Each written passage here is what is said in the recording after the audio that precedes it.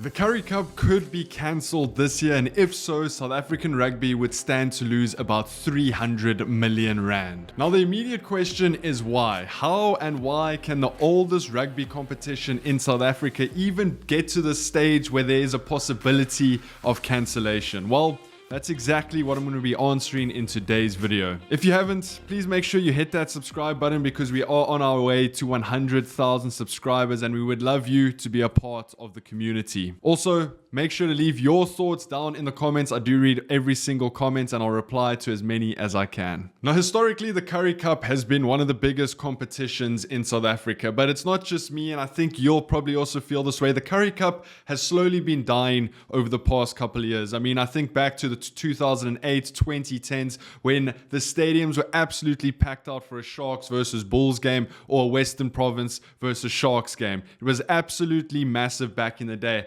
And now it's sort of become second fiddle to the URC, to Super Rugby. And now it's kind of sad that the oldest competition, the Currie Cup that we loved so much back in the day, could potentially be cancelled this year. Basically, what's going on is that the Currie Cup is normally at the same time as the URC. And you'll have seen that the Currie Cup has not been on at the same time as the URC. They've actually moved the Currie Cup this year to change the dates to July between September. Now, there's a couple of reasons that they've done this. Obviously, the viewership is all on the URC at the moment, which means that not as much viewership would be on the Currie Cup. So I do think it's a clever move that they've moved it away from the URC so that there'll be more viewership for the Currie Cup when the URC isn't on. Another advantage of moving the Currie Cup is that the players that play in the URC can now play in the Currie Cup as well. So those franchise sides become a whole lot stronger, become a whole lot more watchable, which then pulls in bigger crowds, more viewership, and ultimately more money for SA Rugby. So initially off the bat, I thought this was a great idea. Move the Currie Cup away from the URC. They don't have to compete, but rather they can complement each other at different times of the year. But there is a bit of a little battle or war going on between two organizations, the My Players organization and Sorio. Now, the My Players Association is completely run by the players. They vote for who represents them, and the My Players Association basically takes care of the wellness and health of the players and makes good informed decisions for them. And Sorio is the South African Rugby Employers Organization, and they're more focused on the business side of things. How can they make the most money for SA Rugby to grow the game and to keep it nice and healthy? And with the change of dates, My Players Association and Sorio are at war a little bit. My Players Association's argument is fair. They're saying that that's 8-week period between July and September is normally the off season for the players to rest and recover. All professional players take those 8 weeks off unless you're playing for the Springboks. Those 8 weeks are the only really 8 weeks that rugby players get off in a year, and My Players hold that quite valuable, which is why My Players are against the Currie Cup happening from July to September. They are fighting for the players and the players' wellness, and I mean, it's fair.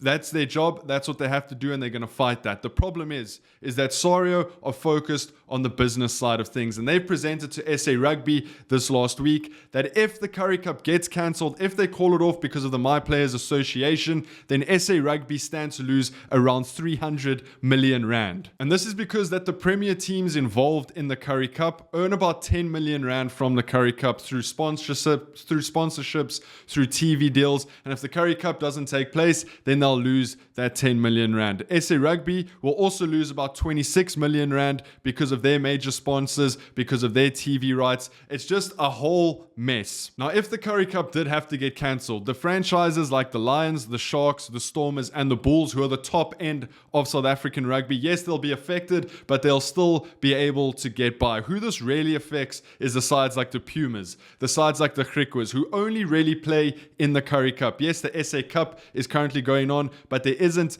viewership deals there because it's not hosted on SuperSport. This is the bread and butter for teams like the Pumas and the Griquas and these smaller rugby clubs within South Africa. If you take away the Currie Cup, then all of a sudden these smaller teams start falling down, and then it's a little bit of a trickle effect, because if those clubs start to die, we don't have the trickle effect and the luscious underground that the Bulls, the Lions, the Sharks, the Stormers all pick from, and then the Stormers, the Sharks, the Bulls, the Lions then also start to die, and then the the Springboks start to die. So while this might seem like a small thing that my Players Association and Sorio are busy fighting for whether the Currie Cup should happen or not, it affects as high end as the Springboks, because they need the foundation to pick the players from, to build the depth and the base. And without the Currie Cup, we can't do that, because those smaller clubs do not get the funding they need to continue on for the rest of the year. Where do I stand on this? Well, I mean, my Players Association is just doing their job. They're trying to make sure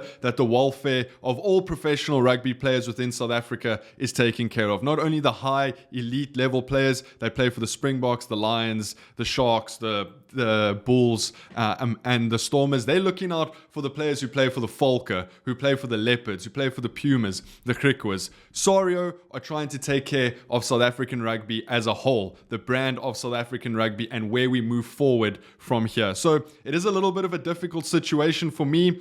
I thought it was a very, very good idea that they moved the Currie Cup away from the URC so that it's not competing with the URC, that it can stand alone and sort of regain its former glory from the 2008 to sort of 2010 period. But I can see where the My Players Association's coming from.